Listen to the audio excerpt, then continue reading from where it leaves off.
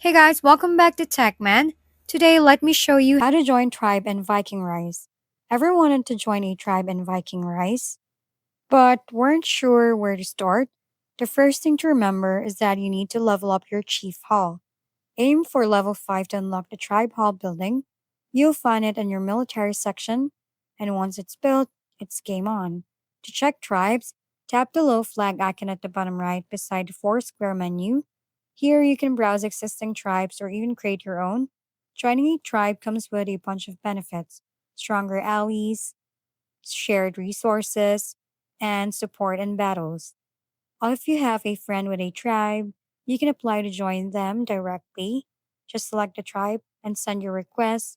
Some tribes may be full, so keep an eye out for others that are recruiting.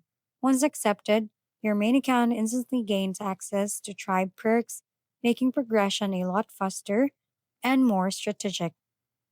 If we've been helpful, kindly give us a thumbs up and don't forget to hit the subscribe and bell button for more contents.